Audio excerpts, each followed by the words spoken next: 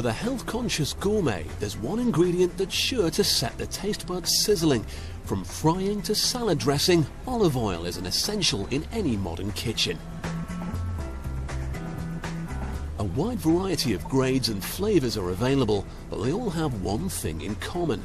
No, it's not the green bottle it often comes in, but the olives themselves. Each type of olive has a unique taste. By combining different types, the producer can create an oil with an individual flavour. The process begins at harvest. The traditional method involves collecting olives using tiny rakes. When the harvest reaches the production plant, the fruit is washed to remove any dirt, leaves or twigs that were caught up in the collection process.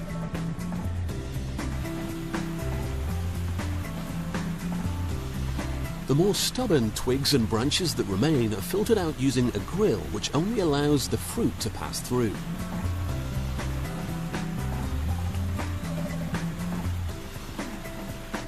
To get the best quality oil, the fruit should be pressed as soon as possible. Traditional methods mean there's a delay between harvesting and the grinding process. The original method also uses big millstones like these granite wheels to grind both fruit and the stones into a thick pulp. But modern production carefully controls two vital factors. First, the fruit is sent directly from the harvester to the grinders with as little delay as possible. And second, the fruit is ground more gently. Olives can lose flavour if the fruit is heated by the friction of grinding. The most sought-after olive oil is called cold-pressed. If the fruit pulp goes over 27 degrees, it can no longer be called this and loses value. It's time to extract the oil. In the traditional system, the pulp is layered between hemp mats. Each quantity of pulp is followed by another mat and so on, until the alternate layers look like a stack of giant pancakes. The stack is placed in a hydraulic press which literally squeezes the oils from the pulp. It's collected below and has the traditional cloudy golden colour associated with good quality olive oil. The modern method is far less aggressive but just as effective. Instead of crushing the pulp, it's spun in a centrifuge like this one. As it's spun around, the oil passes out through a fine mesh, leaving the pulp behind.